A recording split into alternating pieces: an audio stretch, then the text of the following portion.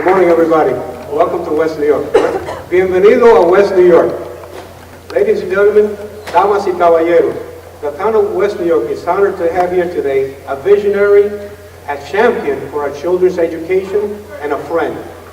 Governor Christie's presence at West New York is another testament of his underlying commitment to our children's education. Our great governor has shown through actions that he cares passionately about strengthening schools for urban residents.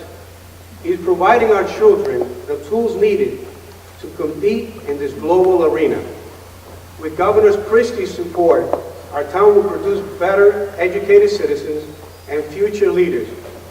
As a military man, I can say that our great governor is leading by example.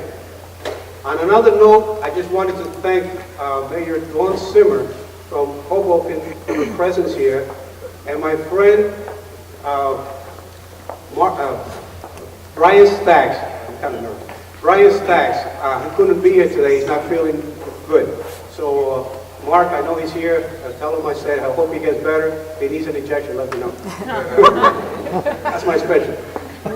Anyway, ladies and gentlemen, I want to now introduce the governor and my friend, Governor Christie.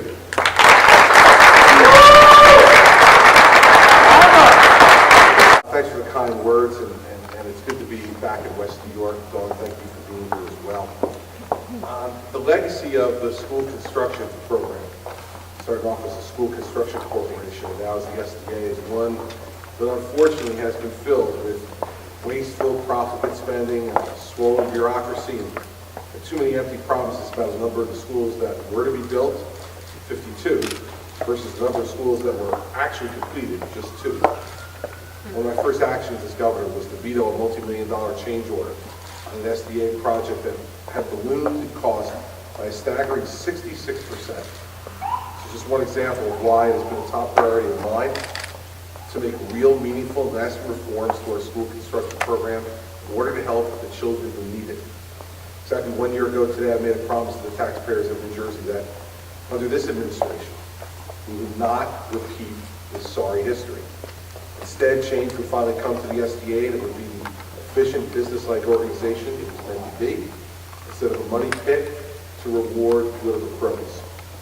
Under the leadership of Mark Marcus, we began to implement a reform plan that focuses on moving forward with the construction of school facilities projects in the most efficient and cost-effective manner possible for the taxpayers of our state.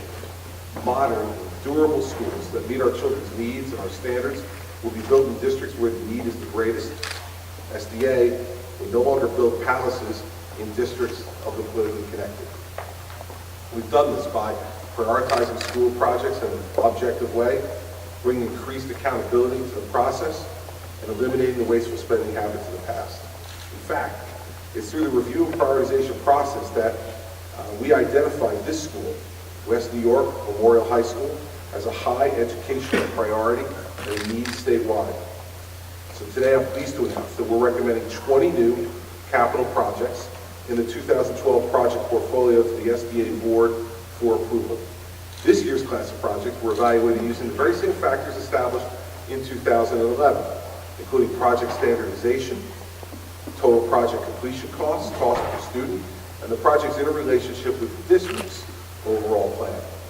Additional factors considered were high educational priority needs and serious facility deficiencies. So 2012, the first 8 projects that I'm going to talk about and announce address high educational priority needs and represent a state investment of almost $675 million. In Gloucester City, the Gloucester City Middle School. In Keensburg, Caruso Elementary School. In New Brunswick, the Paul Robeson Community Elementary School. In Newark, the Elliott Street Elementary School. In Newark, the South Street Elementary School. In Passaic, the Dayton Avenue Elementary School campus. In Phillipsburg High School. And in West New York, right here, West New York Memorial High School.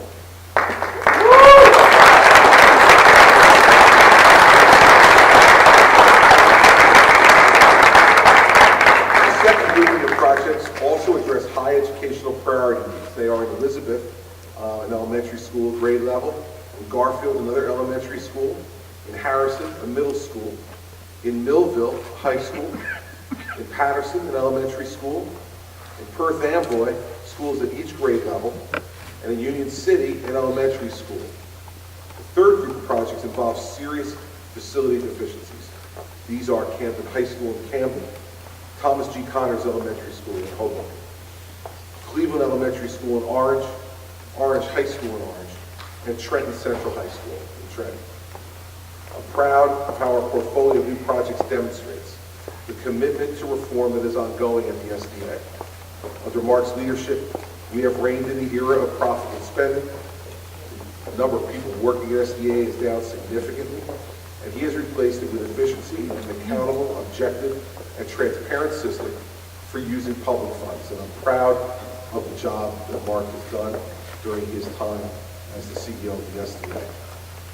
And because we've done these reforms now, we're going to be able to put more money to work for more students in the neediest areas. And we're doing it in a way that respects our taxpayers. We're more than willing to invest in our schools, but are tired of having to tolerate waste. Mark has set up a system where integrity is first, and he looks at this in an objective way. I think that listen to the superintendent, listen to other superintendents around the state. What they'll tell you is that there's been excellent communication between SDA and the local school district to try to make sure that the project fits the needs of the school district and not as something that's cookie cutter out of SDA, but at the same time respects the economies of scale that we can get by standardizing certain projects and then using that standardization to fit the particular site or the particular need of that district. And so I think we're doing this in a way that's now smart. It is not driven at all by politics, which unfortunately is what we saw happen both in the selection of vendors under the old system and also in the selection of projects. It should no longer be the most influential state senator, the most influential assembly person, the most influential mayor gets the projects. It should be based upon the needs of the children and the conditions in that school district to try to make them as good as we can for the kids who really need to be in a good, solid school in order to enhance their learning experience.